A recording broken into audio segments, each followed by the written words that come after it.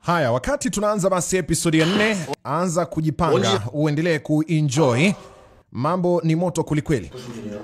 Sasa kumbuka basi ambacho kilikuwa kimetokea, ya kwamba binti alifukuzwa kama mbwa unaambiwa. Na alipotoka basi alikuwa yeye mwenyewe amekwisha panic, alijua amekwisha haribu. Kusema ukweli, kitendo hiki kilimkosesha amani sana. Na ni kitendo ambacho hata aliyefanya, mtazame, alibaki ni katika hali ambayo yeye mwenyewe hakujua kama angeweza kuwa na hasira ya namna hii. Lakini ni kitu gani basi ambacho kilimsababisha kuongea kwa ukali namna ile? Yeye mwenyewe alikuwa na hasira za namna gani? Au nini ambacho kilikuwa kimemkwaza, ukiacha tukio la binti mwenyewe? Sasa anatoka nje namna hii, anampata mmoja kati yao. Yuko na mrembo pale nje. Kijana pale nje alishangaa sana kumuona binti kwamba anapo kuwa katika hali ya namna hii, hali ya hofu, hali ya kupanic, uoga ama kupata hali, anakuwa mwekundu namna hiyo. Lakini basi hapo tunaambiwa na kijana huyo anaitwa Chan, ya kwamba yote haya yalianza mwaka mmoja uliopita. Ndipo tunapata sasa picha kamili. Hawa ni masuperstar kama ambavyo nilitolea mfano. Yani kama vile unavyosikia wasanii wa WCB. Yani kwamba hapa sijui kuna Zuchu, hapa kuna sijui Mbosso, hapa nani. Basi hivi ndivyo ambavyo kundi hili kubwa lilikuwa likifanya show kila mahali. Wanasafiri katika mikoa, wanaenda wanapiga show, wana dance. Walikuwa wako vizuri sana, nyimbo zao zilikuwa zinapendwa sana. Na unaweza kuona walikuwa wana perform, watu walikuwa wanasherehekea, wana enjoy. Na basi walikuwa wanaingiza pesa nyingi sana kutokana na mambo yote haya yaliyotokea. Sasa hapa Chan anatuambia kwamba yote hayo yalianza mwaka mmoja uliopita. Yani kwamba hali ya kuwa na hasira design ile ilianza mwaka mmoja uliopita. Lakini kuna uwezekano mkubwa pia kwamba yapo mambo ambayo basi yalimfanya kijana Chan kufikia katika hatua aliyofikia. Siku hiyo basi inaonekana kulikuwa kuna show moja kabambe. Na baada basi ya show kufanyika, inaonekana mezani hapa kwenye sehemu au chumba cha kubadilishia nguo, basi Chan alikwenda kwa ajili ya kubadilisha nguo ili kusudi waondoke. Wenzake baada ya kuondoka, basi yeye alikuwa ni wa mwisho. Sasa wakati anatoka zake namna hii, palikuwa na mkufu mmoja ambao basi ulikuwepo mezani, na kwa bahati mbaya wakati anatoa kofia yake, ule mkufu ulidondoka. Sasa akiwa anautafuta, kiti chake kilirudi nyuma na kuharibu sehemu ya kidani cha huo mkufu. Swali ni moja tu kwamba basi mkufu huu una kitu gani, au ni nini ambacho ni muhimu sana katika mkufu huu?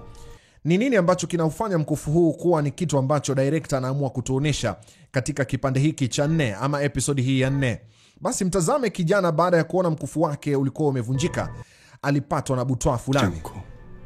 Kuna mtu mmoja alikuja akampatia taarifa kuhusiana na babu yake, kwamba babu yake kuna jambo linalohusiana na babu yake. Sasa tunasimuliwa story ya miaka 17 iliyopita.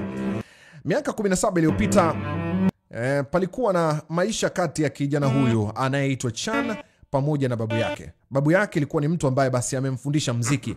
Hii ni kusema kwamba babu yake alikuwa ni mtu fulani ambaye ni mwanamuziki wa kitambo kama wakina King Kiki hivi, yani mtu fulani mkongwe kwenye game. Sasa babu siku hiyo alikuwa anaongea na mjukuu wake. Anamwambia, mbona leo umekuwa kama hauna furaha, girlfriend wako labda amekuboa au? Anamwambia babu, hapana. Kwani unataka kuniambia babu lazima nikwazwe na girlfriend ndio niwe hivi? Akamwambia rafiki yangu ni kwamba anasema babu yake amezeeka kiasi kwamba hamkumbuki tena. Sasa akamuuliza, lakini kwamba babu na wewe hivi utazeeka mpaka ufikie hatua hiyo? Babu yake akamwambia, hapana, mimi siwezi kuzeeka. Halafu mimi sifi pia. Kweli babu? Anamwambia ndio mjukuu wangu, mimi nawezaje kuzeeka? Kwanza umewahi kuona babu handsome kama mimi? Babu fulani mcheshi design hii? Kijana akasema hapana. Akamwambia, sasa sikiliza nikwambie. Basi akawa ametizama kushoto na kulia. Akamsogelea akamwambia, nina siri ya kukuambia. Basi wakati anazungumza naye akamwambia, siri hii inahusiana na mkufu wenye maajabu, mkufu wa bahati. Akamwambia, tada, angalia mkufu huu hapa. Ukiutazama huo mkufu hakika ulikuwa ni mkufu wa kitofauti sana. Sehemu ya kidani basi kilikuwa ni kidani ambacho kimetengenezwa kama noti ya muziki. Akamwambia, ikiwa basi utakuwa ukiuvaa huu mkufu, nataka nikwambie basi mikosi yote itaondoka.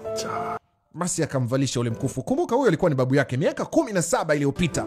Wakati huo bado dogo, alikuwa kama miaka 5-6 hivi. Basi babu siku ile alipompatia mkufu, alikibusu kile kidani. Akamwambia, sasa sikiliza Chan, katika dunia hii nataka nikutabirie kwamba wewe utakuwa ni superstar. Yaani utakuja kuwa bonge la superstar. Babu siku hiyo alikuwa akimwambia kama masihara tu. Kijana akamwangalia, akamwambia, lakini je, vipi na wewe? Sasa ikiwa umenipa huu mkufu, si ina maana basi na wewe upande wako kama huna mkufu kama huu, bahati zako zitaondoka. Akamwambia hapana, mimi nina mkufu mwingine mjukuu wangu, nina mkufu mwingine. Una mkufu mwingine? Anasema ndio. Nataka nikwambie kuna mchawi mmoja alinipatia huo mkufu kama zawadi, na tangu nilipouvaa huo mkufu nimekuwa salama kabisa. Usijali mjukuu wangu. Huyo ni babu sasa miaka 17 iliyopita. Basi anatuelezea kijana Chan, anasema tangu wakati huo basi nilikuwa na bahati nyingi sana. Sasa baada ya mkufu huu kuvunjika, inaonekana mikosi ilianza kuniandama. Ndipo tunaoneshwa katika vyombo vya habari, mara wana rekodi ngoma haijakamilika, ngoma ishavuja. Mara wakati mwingine walikuwa katika mambo ya mazoezi wakiwa wanajiandaa katika kwenda kufanya show kubwa. Kama ambavyo unaweza kuona hapa, hii ilikuwa ni siku ambayo basi walikuwa wanafanya mazoezi ya kudance na nini, mambo ya choreographer. Basi siku hiyo wanaonesha kwamba walikuwa wanapambana. Ikafika mahala basi Chan akawa amemwaga mwenzake, akamwambia basi mimi natoka, nafikiri labda pengine tutaonana baadaye nyumbani. Siku hiyo alipokuwa akiongea, basi akiondoka, kuna chupa ya maji ilidondoka. Mwenzake akateleza na ile chupa na mguu wake ukawa umetenguka. Kumbuka walikuwa wako na show ambayo ilikuwa ifanyike siku chache baada ya siku hiyo, na sasa ile chupa imeleta shida kidogo.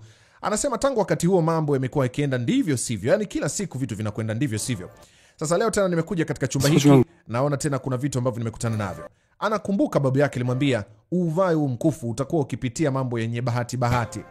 Sasa anasema ingawa licha ningelijua tangu mwanzoni, labda pengine nisingeuvua ule mkufu. Sasa anasema mazingira haya ninayopitia hayaoneshi kama napitia amani hata kidogo.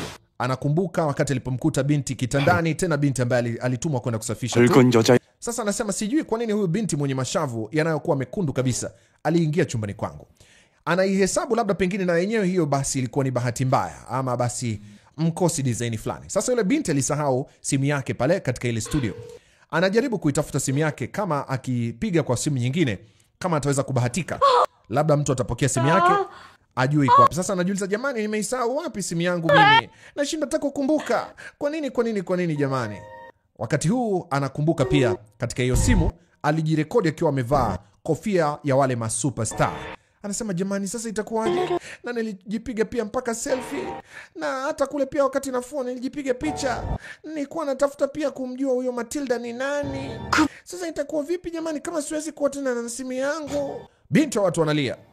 Basi wakati huu Chan huku katika chumba cha studio akawa anapitia vitu kadhaa katika picha ambazo zimo ndani ya ile simu. Simu ilikuwa haina password. Sasa akashangaa kuna ujumbe umeingia kama message hivi. Moja kwa moja basi ilibidi kwenda basi katika simu yake na kuanza kusoma message za yule binti. Oya, nijibu. Au utaki kunisemesha, labda hauko kwenye mood leo.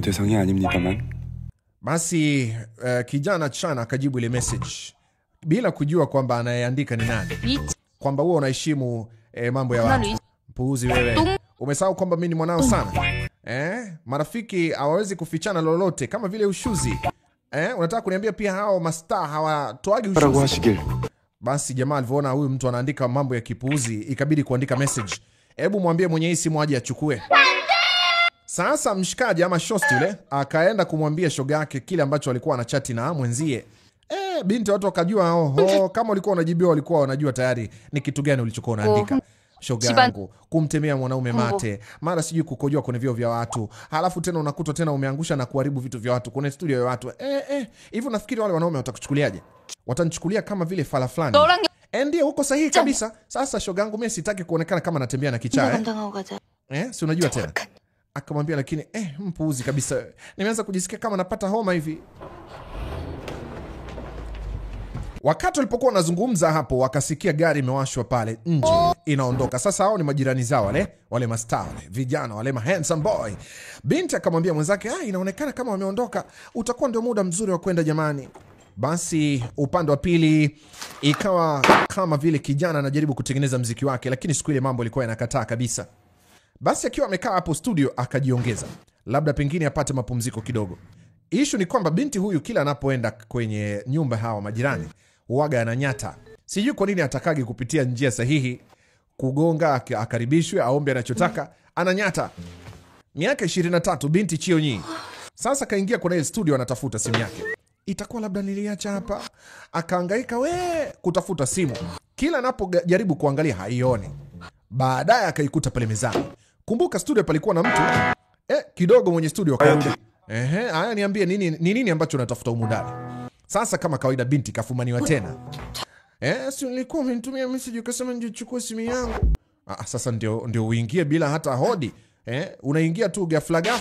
Kwa heri. Jamaa akamvuta, akamwambia subiri wewe. Njoo hapa. Hivyo unajua mimi ni nani wewe? Unajua mimi ni nani? Binti kama kawaida yake. Sasa kule kupata woga, mashavu yakabadilika rangi kama kawaida yake. Swala ni moja tu. Je, unadhani basi ikiwa amepatikana tena, amezamia kwenye studio ya watu tena bila kugonga, wewe unadhani nini ambacho labda pengine kitatokea? Mabibi na mabwana, yako mengi ambayo hakika hata mimi nataka kujua baada ya hiki ambacho kimetokea. Nini ambacho kinaweza kutokea baada ya hapa? Basi asante sana kwa kuitazama episodi ya 4. Nina imani tutakutana katika episodi ya 5. Moja jambo ambalo nataka ufanye, jaribu kushare, basi share kwa wingi sana na washikaji wengine wapate kuona. Kama una group lako la WhatsApp, kama vile pia una group lako labda la Facebook, ama hata kwenye Facebook yako, na kuruhusu ebu share post popote kwenye Facebook yako, ama basi kwenye group lako la WhatsApp. Mimi nitaenjoy sana kuona kwamba kuna wageni wengine wapi ambao nao wanakuja kuona tunachoweka katika channel yetu ya YouTube. Picha inaitwa Dear X. Kumbuka ni picha mpya kabisa ya mwaka 2024.